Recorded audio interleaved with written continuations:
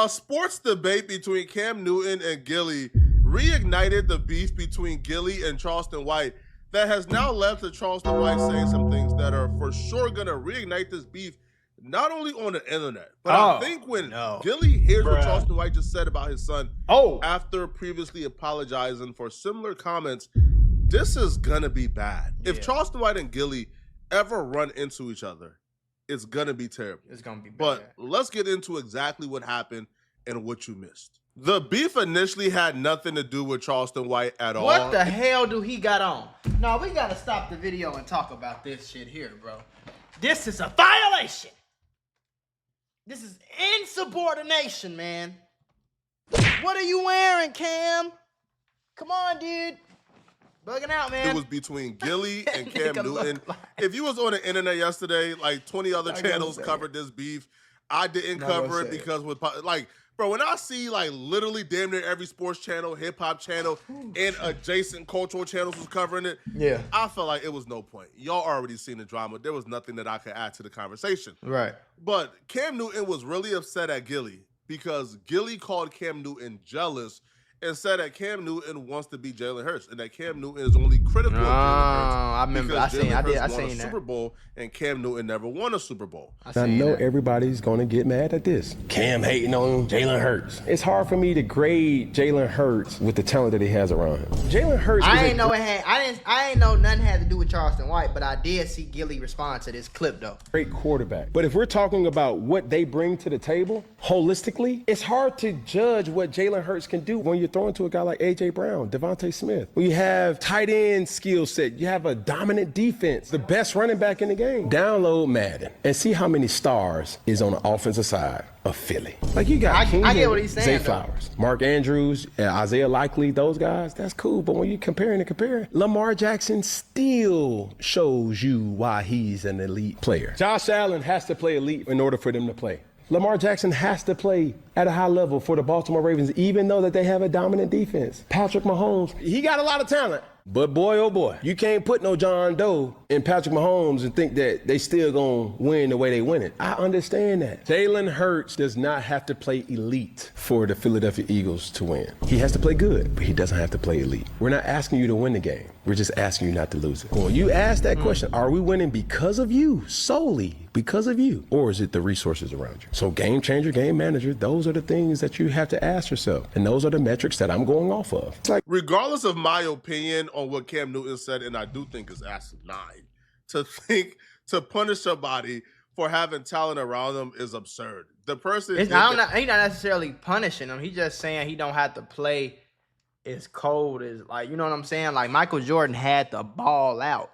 Yeah, he had Scotty, but Michael ain't have no Scotty, Larry Bird, Magic Johnson, Kareem. Like, he ain't had no all-star team on. Like, you feel me?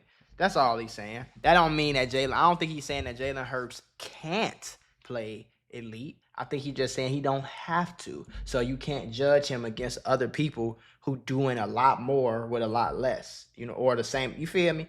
But that don't even fucking matter. Why y'all in y'all feelings about this shit? It's beyond me. Job and they won a Super Bowl. Yeah, they had talent around them and they capitalized with their talent. It makes no sense. But I would never say that Cam Newton don't have the right to say this. I would never say that Cam Newton is hating if he says this. No, right. Cam Newton is a sports broadcaster. Cam Newton's job is to give his opinion on sports at the moment. Right. So for Gillie, who is a podcaster who gives opinion on other people, to automatically go with Cam Newton is jealous, Cam Newton is this, I think it was kind of out of bound, and Cam Newton thought it was out of bound too, which is why Cam Newton responded back, taking personal shots at Gillie. This is where, like, the Cam Newton and Gillie relationship kind of went sour, because when Cam Newton responded back, he took shots at Gillie the Kid's album sales, which led to Gillie the Kid responding back viciously. Just look at the stats, bro. Miss me with the hate. That's so easy to say. Terrell, Ryan, Gilbert. Did you know his album was Philadelphia? I didn't even know how many albums did he drop? 4 studio albums. Oh, I didn't know that. I couldn't look up the units that were sold, but that's one of the main reasons why he's in podcasting now. Chill. One of those games, one of his albums. That shit like that, I don't be liking when niggas get in their feelings and get back and forth. I don't know. I don't remember if Gillie said something personal. You know what I'm saying? But I don't like when grown men get in their feelings about other grown men' opinion. That always been like lame to me type shit. Especially with sports. Like, bro, who gives a fuck? You think I'm finna get in my real feelings? Like, yeah, we can argue or whatever, talk back and forth. We can be men, but I ain't finna get to talk crazy about what you. I ain't doing that. Ironically enough, was called $1 million worth of game. Oh, for real? Hello. I'm sorry, Gillie, but I'm educating people on your career. Philadelphia. Philadelphia is crazy. Come on, dog. Like, that's crazy. Stop playing with me. A lot of people was on Gillie's side, but to be honest, when I heard the full situation, I felt like Gillie was out of line. And I felt like Cam Newton responded back with the same petty energy that Gillie initially responded back to Cam Newton claims about Jalen Hurts.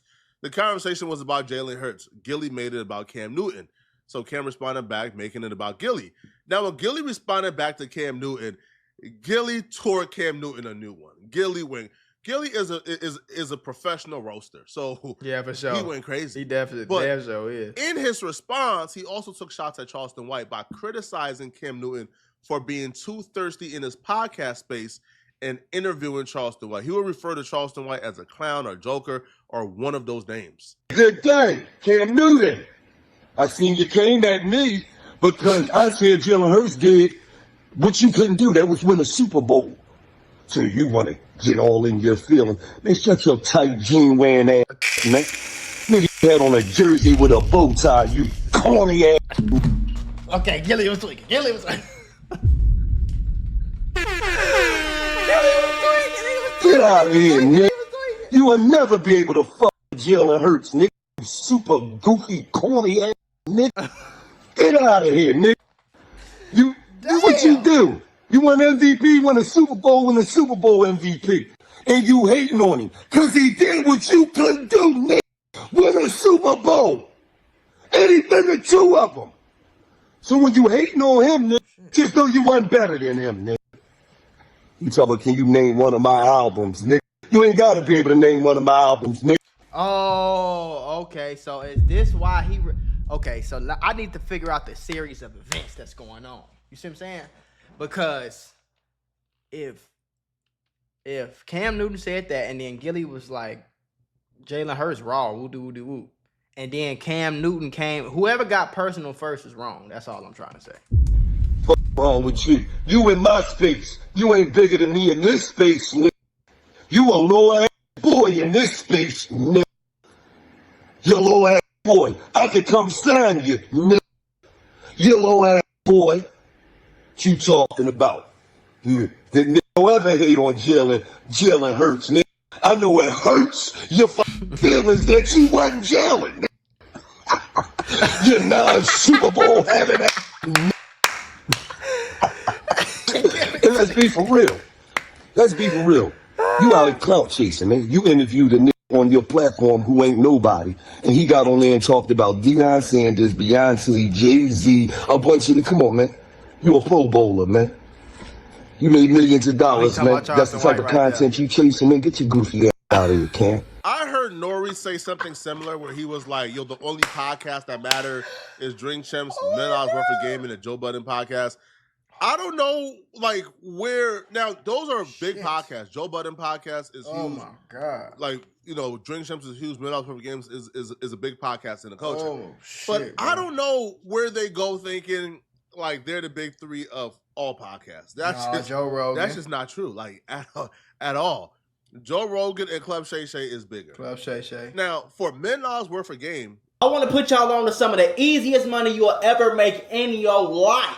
Freecash.com is a website that allows you to literally get paid hundreds of dollars just for playing video games on your phone. All you need is an email and a password. Follow the directions on each of the campaigns and you can earn at least $100. My personal favorite game to play was Sunrise Island, and when I clicked on it, they had a $370 bonus. I got $370 just for playing a video game on my phone. On average, it only takes about 17 minutes for most people to start earning money on freecash.com. So if you need some free, easy, extra money, Go to freecast.com, click the QR code right here, or go in the description below and start getting that bag. You did?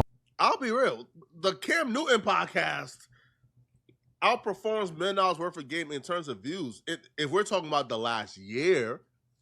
So I don't know where Gillie goes telling Cam Newton that he's big dog in this space. Well, you know, niggas like a lot of niggas just because they have big names and big connections, they think that they the biggest. You know what I'm saying? It's a lot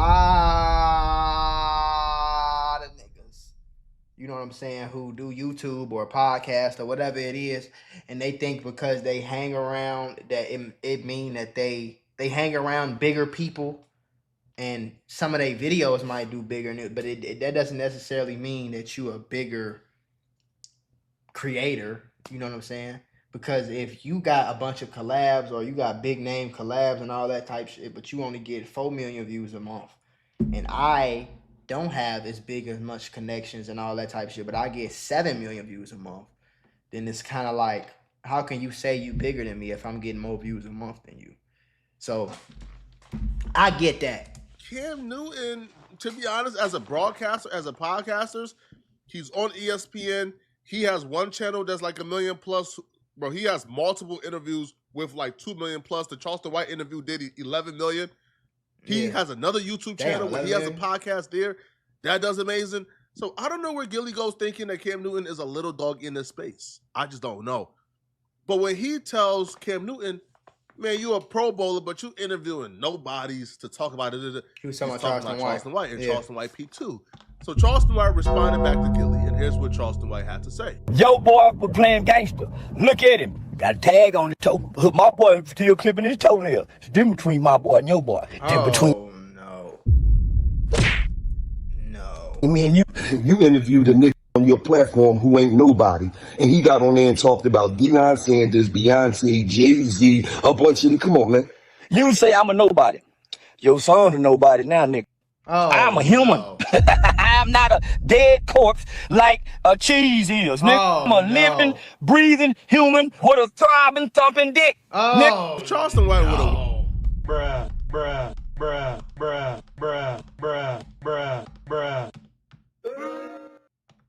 You went crazy on that one. That wasn't necessary. Went directly at Gillie. See, I ain't no fan of that type of shit. Like, I'm not like, I don't give a damn what nobody say or do on YouTube. I'm not getting on the internet and saying that what I'm gonna do when I see somebody or dissing somebody dead son. I'm not doing this. This is crazy shit, folks. You know what I'm saying? This type of shit is crazy because I know most people who do this type of shit wouldn't do it if me and you was in the room by itself, or the person, whoever they dissing, and the other person was in the room by itself. You wouldn't talk crazy like that. You know what I'm saying? So that's why I don't really agree with that shit. Like, we all grown men at the end of the day. It ain't no reason for us to go low. If we gonna do the content, y'all can do the content, but ain't no reason for motherfuckers to be going low blows and all that. That's a little cuckoo for Cocoa Puffs. I'm not gonna lie. At Gillie, okay, justified because you was minding your business and Gillie mentioned you. But you go after the dead son, to me, is kind of crazy. Yeah, now, Gillie's son name is Cheese.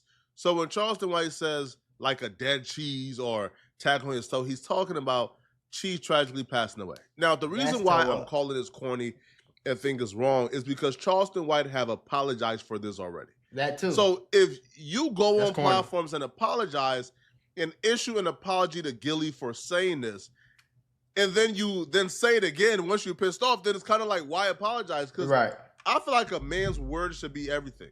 I agree. You apologize and say, man, I'm not going to say that again, bro. I was wrong for that. And you move on.